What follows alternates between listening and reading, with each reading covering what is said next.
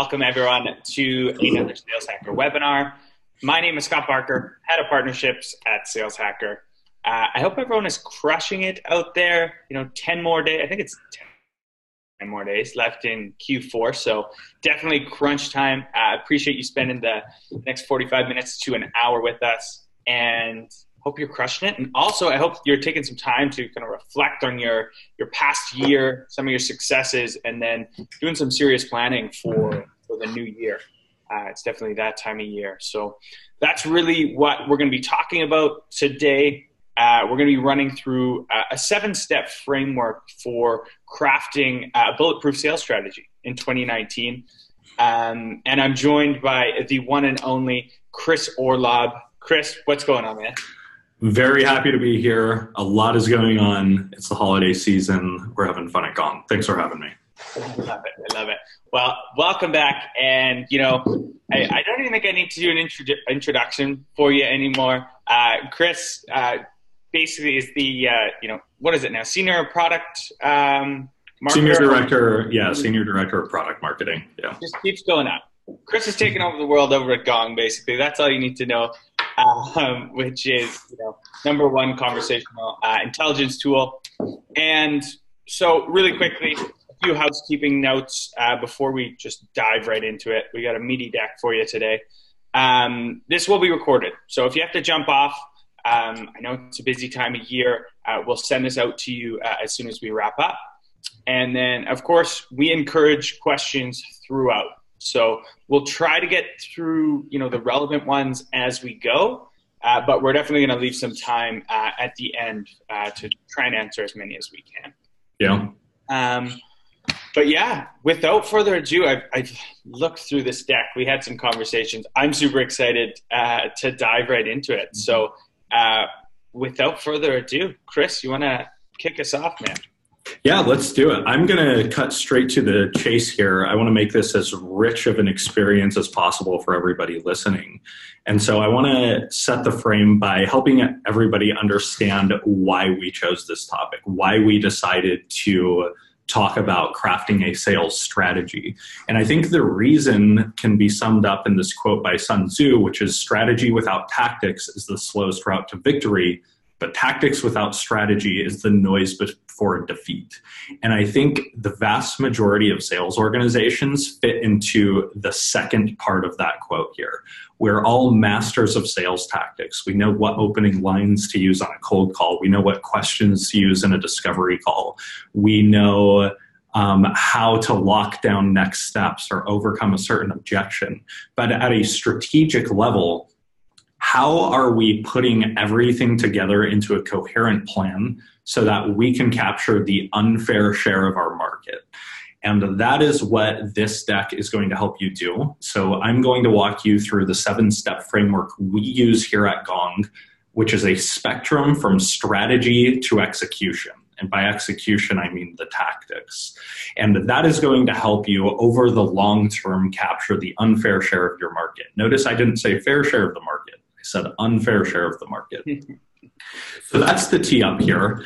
I want to tee you up just a little bit more because this is the narrative that tends to happen, or the narrative that is spoken about so often.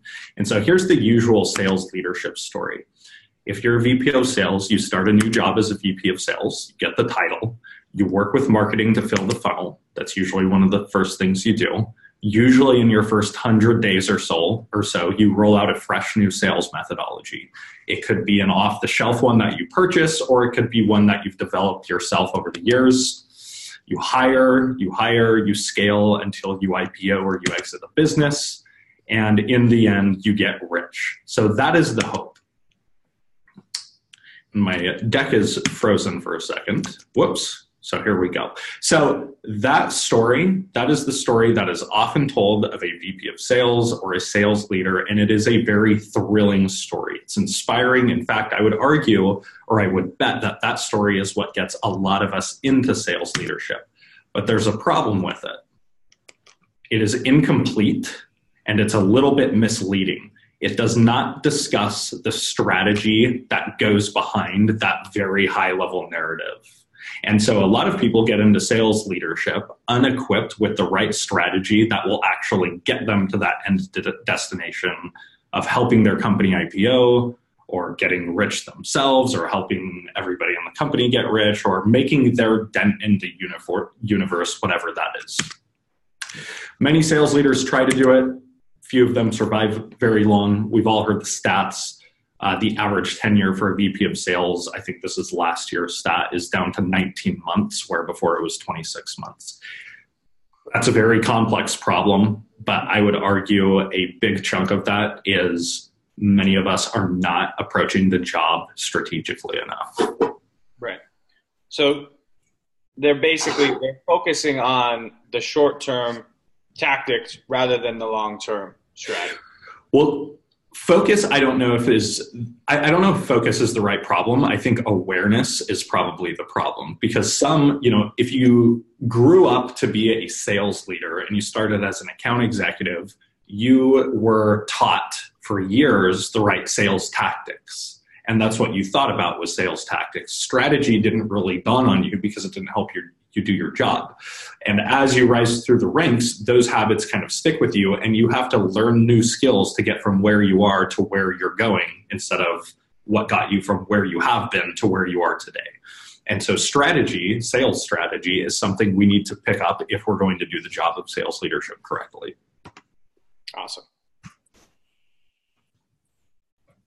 So, and that's exactly what's missing is strategy. And we're going to cut straight to it here. This is the 7-step sales strategy framework that we're going to be covering. So this is a spectrum over here on the left. It goes from strategy on the left all the way through to execution. And there are 7 steps. Now, each one of these steps or elements or pillars could be a webinar in itself. We could spend 45 minutes covering each one of these.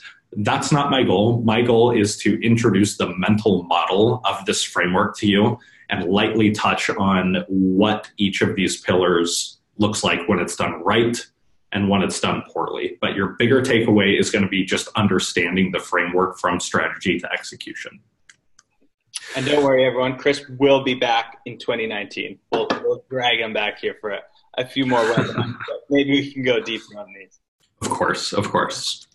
And I'm happy to answer questions offline after the webinar as well. Connect with me on LinkedIn. But with that, let's dive into the first one. The first step towards setting your sales strategy right is getting your account profile right. So I'm speaking to B2B companies here. If you're B2C, this is going to be a little bit different. Unfortunately, I don't have as much insight for you, but this is step 1 for setting your sales strategy in the B2B world. And when it comes to, and sorry, my deck is a little bit slow here, so it's catching up. There we go. When it comes to identifying your ideal account profile, the vast majority of sales leaders and marketers and sales professionals think the key is defining who should we target? What are their criteria? What do they look like? What technographics do they have? What psychographics do they have? Where are they located? And that is important. But to go from good targeting, good account profile identification, to great targeting, there's another question you need to ask, which is who should you not target? It's kind of like the concept of not only should you have a to-do list, you should have a do not do list. This is the same thing applied to targeting, because if the only thing you do is define who you should be targeting and you never make it clear to your sales organization who they should not be targeting, especially an SDR sales organization, they are going to run into a lot of accounts that fit into a gray area where they can easily rationalize, oh, these guys probably kind of are in our ideal account profile, so I'm going to target them. And they end up targeting them, and the account executive, if they're smart, disqualifies them, but more likely ends up trying to work that deal and spins their wheels for 60, 90, 120 days with no chance of that deal closing. Now, the other scenario is being clear on both ends of this. Who are we targeting? What does that criteria look like? And who are we also not targeting, at least right now? This might change in the future, but who are we not going after right now? That way, when your SDRs are going after, the universe of addressable market you have, there is significantly less gray area. And that gray area, if that gray area is too big, that will spin your wheels like you wouldn't believe. Great point. So, like I just said, nothing breaks down your sales machine like poor targeting, especially if you have an SDR model, or even if you have a model where account executives bring their deals from cradle to grave, because that is the gas tank that runs the entire thing. If you're putting the wrong gas in your car, you're going to destroy the car, or at least it's not going to fulfill its potential. Reps are going to be pointed in all these different directions instead of having the streamlined, tight laser focus that predictably turns a lead into a customer in a given time frame. Now, your takeaway here is, first of all, identify these things like I've been talking about. Who should you be targeting? Who should you not be targeting? But your next step is, do not assume your reps, even your senior reps, know this as well as you do. If you're a VP of sales, or if you're an executive, or if you've just been working at your company for a while, you probably have the curse of knowledge. You probably think all of this is common sense and that everybody is going to know this within a couple weeks of working at your company, a couple weeks of being onboarded. It is not the case. I am always baffled at how little new employees especially know about our ideal targets 9 months into the job, 6 months into the job. So you have to get crystal clear to the point where it almost sounds like you're being a little bit redundant. I would even take it so far as to make this a recurring quarterly training so that everybody in the organization is super aligned on who are we going after and who are we not going after, at least during the current time frame. Yeah, I like that. And then is one of your ways to combat that is, obviously you have these graphs here, the why we win, why we lose. Is that accessible, at Gong? Do you have that accessible to your whole sales team so they can look at it, Yeah. So this is just kind of an example screenshot. This is a training deck for targeting. So yours would look different. It's like the point that these slides make is showing the sales organization, here's the industries we're winning in, and here's the industries we're losing in. We have a 40% close rate when we sell to SaaS companies or financial services, but when we sell to contact centers, which seem like a good fit, we only have a 12% close rate. And so because we have a certain amount of resources, we are going to invest all of that into the high close rate vertical or niche in the market until we have saturated it. We're not going to worry about the other ones, which are a little bit of a smoke and mirror right now. Yeah, makes sense. So if I'm a sales leader out there, or perhaps a marketer, this is something that you're presenting, you said on like a quarterly basis, and making sure that it's up to date. And that's my recommendation. Yeah. Awesome. Cool. One and done trainings don't tend to stick. Yeah. Okay.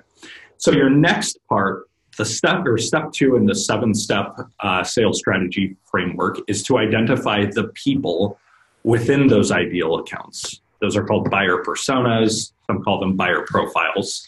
But the point is, you need to understand who are the players in the sales cycle, what are their objections, how do we talk to each one differently, etc. This dictates your sales roadmap, your sales process. And so here's how not to do it. This is my favorite. I'm really a nerdy propeller head, so I'm probably the only one who thinks this is funny. I laughed. Okay. Maybe it was a courtesy laugh, but it's appreciated nonetheless. This is how so many buyer personas are built when marketing is not sales driven enough. They build this buyer persona and it's filled with a bunch of information that does not help sales do anything. It's like, here are their demographics. Here's how old they are. Here's where they spend online. And don't get me wrong, some of that information might be valuable to another marketer. But to a sales professional, you have to keep it to the pieces of information for each buyer persona that is going to help them navigate and close deals. So let's talk about what that is.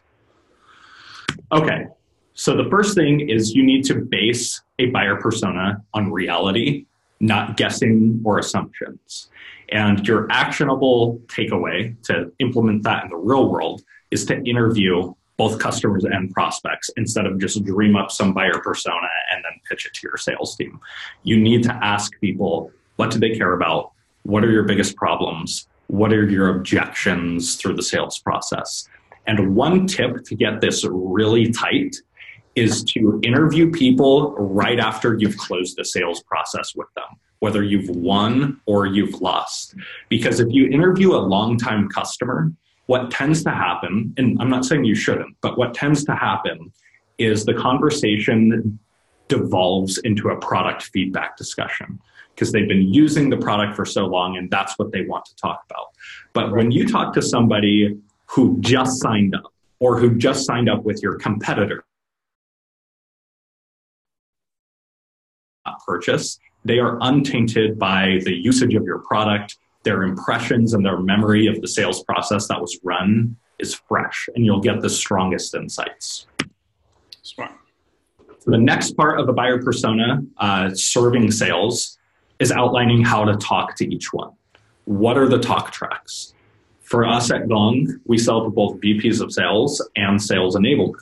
Even though they're both in the sales department, we have a very different talk track. It's like 5 to 7 bullet points to speak to that person intelligently. So that's what makes a buyer persona useful for sales. What questions to ask. Your discovery questions will probably be different based on the buyer persona you're talking to. What objections each buyer persona surfaces throughout the sales process. Again, most buyer personas have different unique objections. And then how to navigate through the buyer personas. And here's an example of that. Again, I'll go back to the example of Gong here, but I'm sure you can use your imagination. We sell to both VPs of sales and sales enablement. We always want to start the sales process with the VP of sales, and then get the VP of sales blessing, and then get punted over to sales enablement. That is how we get our deals closed. If we start with sales enablement, we can still get the deal closed, but it's significantly harder to springboard off of that and then get to a meeting with a VP of sales. So in answering the question, how to navigate, who should you start with in an account? Who do you talk to next? What order do you address each buyer persona through the sales process, etc.? This is how you make a buyer persona document incredibly valuable to sales. That's awesome. And then, so just to make this like super actionable, if I want to implement this, tomorrow, Chris, how are you guys doing it today? Is this your CS managers are doing a little interview? Do you use any incentives to get your new clients to do these interviews? How often are you doing them? Yeah, so product marketing owns win-loss analysis and customer interviews. So if you're just building out a buyer persona, I would interview 5 to 10 people for each persona and try to keep it balanced between prospects, customers, recent customers, longtime customers. Quick plug, we also just use Gong for this. Like, we listen in to see what language prospects and customers are using during their customer-facing conversations, and that helps us inform these. So to do like a big refresh, do probably 7 to 10 interviews per persona, and then try to keep a steady pace of 2 to 3 interviews per month. Not 2 to 3 interviews per persona per month, but just 2 to 3 total interviews per month, just to keep your finger on the pulse of the market. That's helpful. Cool. Thanks. I love that slide, by the way. It's good. But now that we've started with our market, we want to build a market-driven sales strategy, not a sales-driven sales strategy. Now we can start getting into the internal aspects. We've defined our ideal accounts, the buyers within those accounts. Now, how do we build a process that addresses those things we've identified and processes them into a customer? So this can be summed up at a high level. We're not going to get very deep into the weeds here, because sales process is likely the most complicated topic that spans the 7-step process. And that could be not just one webinar, but that could be 3 to 5 webinars in itself. But here is the big picture key. Identify the repeatable sales conversations your reps will run into in the journey from converting a new meeting into a closed deal. So that's your first step. Include calls, include meetings, include emails. So we use this little flowchart tool. This is kind of what ours looks like in mid-market. We've got this intro call. If that intro call was with the economic buyer, which for us is VP of sales, we go down this path.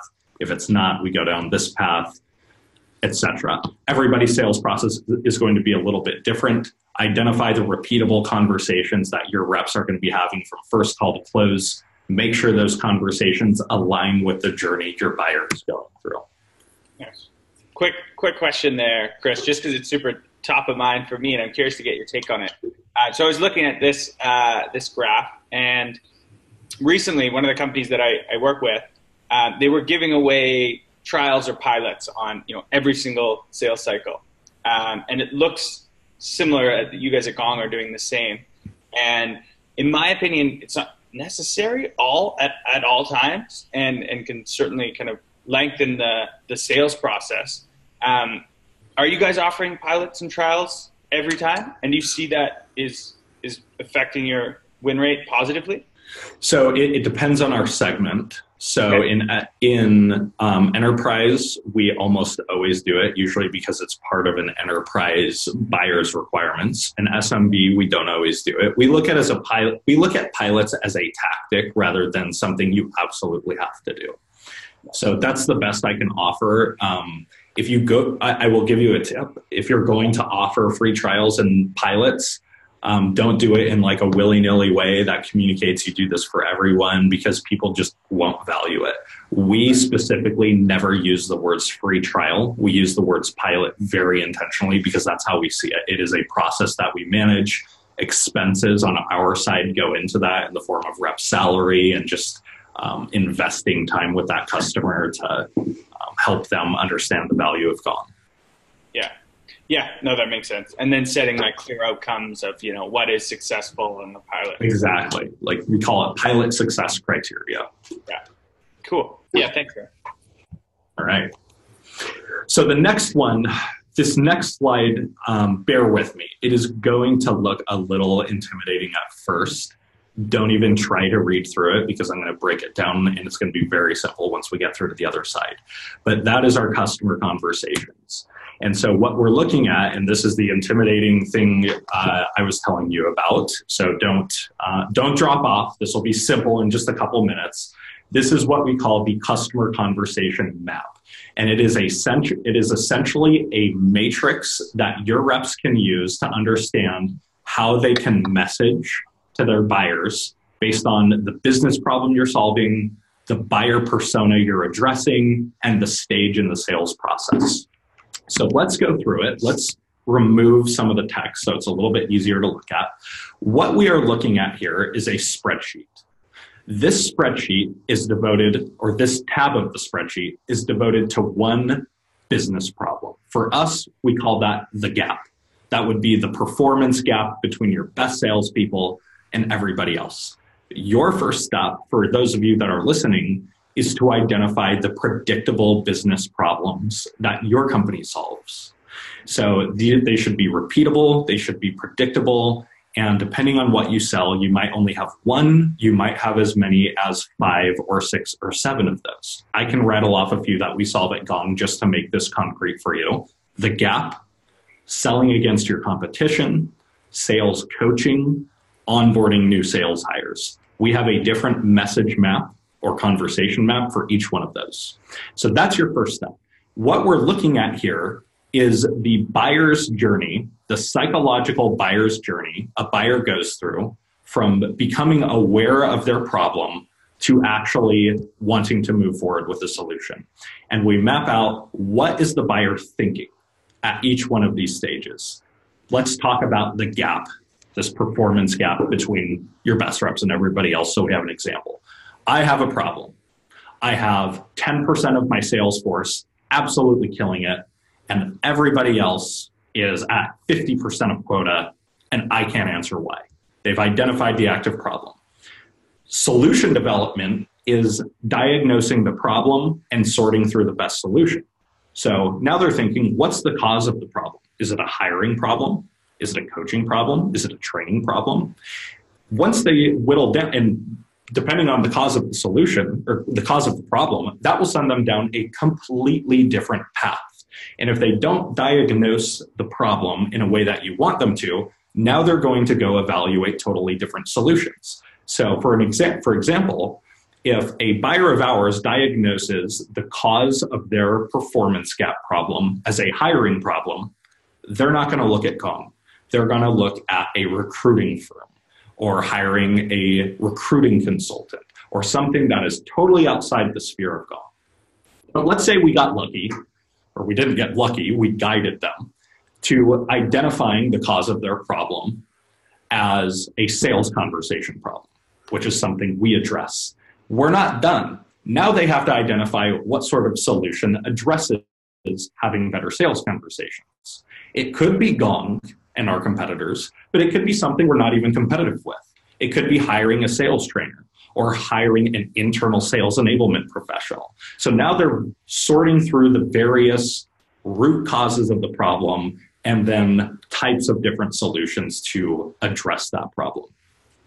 Solution mapping we'll get into in a minute here. In fact, let's just go to the next slide because this will make sense. Once you have identified what is the buyer thinking at each one of these stages, now you can map the messages, the talk tracks that you want your reps saying to address each one of those buyer stages and convert them to the next stage. So here's an example. We're at the top of the funnel. The buyer has an active problem. They have a big gap between their best reps and everything else. The message we want to get across to them is customer conversations are the number one thing that separate your best reps from everybody else. If we impart that message to them, now they are going to diagnose the problem in our favor. Now we get into solution development. They're sorting through different solutions. They're thinking, should I hire sales enablement? Should I buy Gong? Should I hire a sales training firm? We want to impart a message to them that gets them to favor Gong. That would be visibility into conversations is the key to closing this gap. If you're blind to what people are saying, you're at mercy. You can't close the gap, even if you hire the best sales training firm in the world. So do you see it? We'll get into more of this in a second, but Scott, do you see how each one of these messages is specifically designed to address what the buyer is going through at that stage? Mm-hmm. Yeah, absolutely. It makes total sense. The solution mapping is where you actually demo your solution and sell them on the idea that it's the best way to solve their problem. So you identify the sub pain points within the broader business problem. So in this case, it's I don't know what my best reps are doing. I don't know where my other reps need coaching. And by the way, even if I did know, coaching is too time intensive. Now you map parts of your solution or features or benefits that address each one of those sub pain points. So for us at Gong, that would be profile your best reps conversations. That would be Whisper, which we announced today. Pinpoint exactly where the rest of your reps need coaching and then make call coaching efficient. The rest of it is easy from there. You summarize what the value is and give a proof point. This is how you map an effective conversation from beginning to end based on what your buyer is going through. That's awesome. And yeah, you could literally just take this framework, plug in, your customers' active pain, map it out. This is awesome. I'm going to steal this thing. And we'll send this deck out if you want to peruse some of this. If you have any questions, I get this is kind of like a meaty slide that we're looking at. So thank you so much for bearing with me. Send me a connection request on LinkedIn. I'm happy to explain more if you have any questions. Now, once you've done that, to really master or help your reps master their customer conversations, build a library of what good sounds like. If you just had a rep nail a live call that just went through the framework we just discussed, record that call, and put it into a library so that other reps can learn what good sounds like. That will tremendously accelerate how quickly your reps master their customer-facing conversations, especially if you build a dedicated library for each stage of your sales process. Winning prospecting calls, winning discovery calls, winning demo calls, et cetera, et cetera, et cetera. Yeah, this is something long before Gong was even a company. This is something. Anytime I joined a new organization as a seller, I would just rip as many call recordings as I could, put them on my phone, and just listen to them. Yeah, and you don't need Gong for this. This is not a plug for Gong. You can record calls with any web conferencing platform and put it into a library.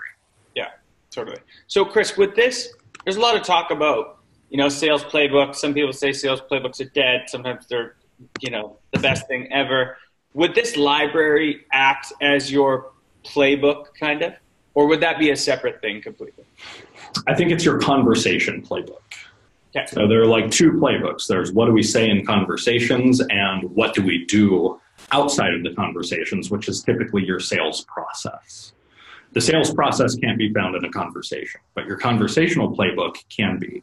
I would say your conversation playbook can be summed up in the libraries, yes, but that's more so a reflection of the conversation map that we showed earlier. Right. That's your playbook. Yeah. So the conversational playbook could almost be more like the tactic, and then you'd have a sales playbook that would have more the strategy of the end to end. Exactly. Yep. Yeah. Nailed it. Love it. Sales strategy, understanding the demand engine. This is very simple. It is just reverse engineering your numbers so you know what to expect from marketing and you know what your reps should be self-sourcing in their own prospecting. And you start with this. What is your number you need to hit? What is your average deal size? And what is your close rate? Those numbers, those last two numbers, will tell you how many opportunities you need in your pipeline to hit the number, average deal size and close rate. Now's where it gets important though. How many opportunities are we getting from marketing and can we expect from marketing? And where is the gap? So if we're getting 40% of pipeline from marketing based on this math we just did on the back of our napkin, that would tell us that we need to generate 60% of our pipeline from sales. And now that expectation needs to be clear. If, on the other hand, you did this back of the napkin math, you write your number, outline your average deal size, and your close rates, and that tells you how many opportunities you need to back into your number. And marketing is throwing in enough opportunities or more than enough opportunities to hit that. Maybe you don't need to prospect. It's probably a good idea still just to have the discipline in case marketing leads go away for some reason in the future. But the point is you need to know these numbers as if you're a VC investing in a startup. If you don't know these numbers, you can't back into your number intelligently. What's your number? What's your average deal size? What's your close rate, which dictates how many opportunities you're going to need to shove into your sales process to hit your number? How many of those opportunities can you expect from marketing? And what difference needs to be made up from sales? The superstar sales organizations will get even more granular, where they will break down how many hours of prospecting each rep needs to do to generate the number of opportunities expected of them. And they'll systematize it. It's like from 8 o'clock until 10 a.m. every day, we do 2 hours of prospecting because the numbers say if we do 2 hours of prospecting, each rep will generate 1.2 opportunities per day. And I'm just making these numbers up. That's probably unrealistic. And that will help us back into this number. Yeah, I love it. And this is, I would argue too, this isn't just for the sales leaders out there. If you're an individual contributor, like you should have this nailed down because it will be unique to you as well, right? Maybe it takes the majority of people 2 hours of prospecting to get their ops. It might take you 3, or it could take you 1 hour. So, the difference between a sales rep and a sales professional is knowing these numbers. The professionals know the numbers, the reps don't. Absolutely. I would agree. Because this is complete ownership of your craft. You're not relying on anyone else. This is giving management complete peace of mind that you have your territory or your part of the business on lockdown. You are the CEO of your pipeline. Yeah, totally. All right, now we're getting to the end here. The rest of this has to do with getting your sales organization up to speed on everything you've defined up until now and reinforcing that as we go. So the obvious first step is to train everybody on the sales process and the messages and the conversations that you've identified and certify against it. Training, I'm not going to get into how to do a training session. I would assume a lot of you know how to do that already.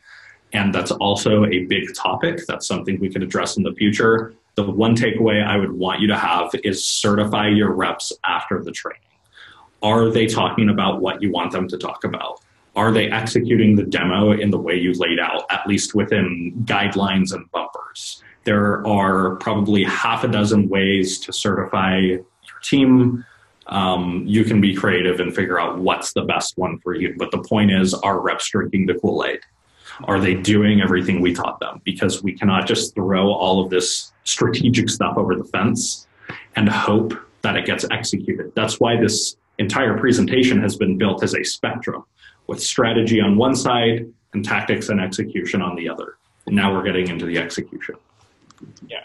And so certification just means, some sort of testing at the end in whatever form or fashion you see fit, to make sure that they're, like you said. Yeah. Here's an example. We launched a new product today, and we had a 2-level certification on our sales team. There was a role play certification where they basically had to role play with their sales manager without looking at a script and make sure they're nailing the talk track and the quick demo flow that we had built for them. Mm-hmm. That's phase 1. Phase 2 is a live call certification. So within 10 business days of them getting certified on the first level, they have to conduct that same level of discipline not face to face, but on a conference call with a customer. We use our own tool for that so we can hear what people are saying, and managers can give their thumbs up or thumbs down based on that. That's awesome. And it's crazy to me. I talk to so many organizations all day long, and it's not even a best practice yet. It is for the ones that are killing it, but I don't find that there's that many people that are testing against their training or certifying. Yeah, the certification and the reinforcement is where your strategy will rise and fall, because if you don't do it and you start doing it, you're going to realize how little information actually got into the heads of your sales reps. Yeah. Retention something, I think the latest thing I read, if you're just speaking to someone, they retain 10%. And then if it's a peer, I think it's closer to 30%. But if you get them to actually act on it and role play it out, it's closer to 70%. Interesting. Just super interesting. Yeah. So the final part, this is step 7, but I don't really like to think of this as a step. It's something that is ongoing, never ending, is coaching. Again, the goal of this webinar is to introduce to you the framework for sales strategy, from strategy to execution, not show you how to do every one of these in a world-class way, but this is how you put the nail in the coffin of your sales strategy, is ongoing coaching against everything that you've trained on. Targeting, buyer personas, conversations, messages, tactics. Make sure, because what'll happen is you'll coach somebody, and let's pretend my hand here is their skill level. You'll coach or train somebody and their skill level will go like that. And then over time it'll start to wane and you'll get back to the baseline. But if it's ongoing, their skill level is going to look like this. You train them, goes up, starts to dip. You train them again, goes up, starts to dip. You train them again, goes up, starts to dip. And by the end of the year, their skill is up here where they started down here. Yeah. Nice. And then, so let's say we don't have Gong. Best way to, in your opinion, to coach would be, dissecting a few calls a week against some sort of checklist that's predefined. I think that's one great way to coach. Yeah. There are tons of ways to coach, though. If you don't have a checklist or a scorecard for scoring calls, great way to do it. But if you don't have any of that, sit down with each of your reps for 1 hour per week and get a sense of what they're dealing with. What are they struggling with? Keep 60% of that meeting focused on getting your rep to talk. Treat it as a discovery call. Understand what their hangups are and what's preventing them from closing more deals, and then prescribe your solution based on how that conversation went. Based on what you told me, I think your customer stories are not working because they're not targeted. You're telling customer stories from the financial services industry, but you sell into tech. That is the problem. The tech buyers can't resonate with your financial services buyers. So from now on, use these two customer stories because they are tech customers, which will resonate with your tech buyers. I mean, that's an example of coaching without listening to sales conversations. Yeah, no, I love that. And awesome. So we have about, I think is this the end of the deck, Chris? Yeah, this is the last one. I forgot to make a thank you slide. No worries. All right, so we have about 10 minutes to answer any questions that the community has. We do have one right off the get-go from Lee Mornan, more of a funny question. So what flowchart tool do you use when building processes? So I will say this only because I have so many friends at the company. I used Lucid Chart to build that, but then I ended up getting it designed, so that's not like native Lucid Chart like you saw. Yeah. But yeah, I'm a fan of Lucid. I could not give you an intelligent recommendation on flowchart software, though. I just use it because I know a ton of people there, and I used to work with a lot of them. Yeah. Shout out Lucid Charts. They're awesome. I'm going to check Lee Mornan, make sure she might work at Lucid Charts. Maybe she's trying to get a quick plug. Sneaky. So sneaky. Awesome. So yeah, any questions, let us know. If not, we're going to probably wrap it up. Chris, thank you so much, man. It's always a pleasure chatting with you. All right, and here they come. We got one from John Reacher. How much time should a frontline manager typically spend evaluating these conversation assets to review each week? I think it's different depending on the company because different companies are going to have a different ratio of managers to reps and different hats that a sales manager is going to have to wear. If you can block off minimum an hour per week, that's a good start. That's not enough, but I'm not going to tell you to block off 6 hours right now because you're probably going to hear that and you're going to say that's not even possible and you're not going to do it. So if you can start with an hour a week, that is eventually going to compound into more time because you'll build the habit. Yeah, definitely. And yeah, there's a few factors there. It's like the length of the sales conversations your team is having too plays a role on how long you should be spending. You know, if they're having really lengthy sales conversations because you have a very complex product, it might be a little bit, more. And yeah, I'm with you. Right. I would start small, and then when you start seeing the impact, then you can allot more time because, you're seeing that. Yeah, and it depends on what you're using. Like if you're listening to raw call recordings, it's so slow. You're going to have to listen to the entire call just to figure out what's going on. That's why this conversation intelligence category has exploded so fast because you don't have to listen to the full call. Like the snippets are brought to you. The coachable moments, those 90-second clips are brought to your inbox. And you don't have to spend hours a day just listening to one call. Yeah.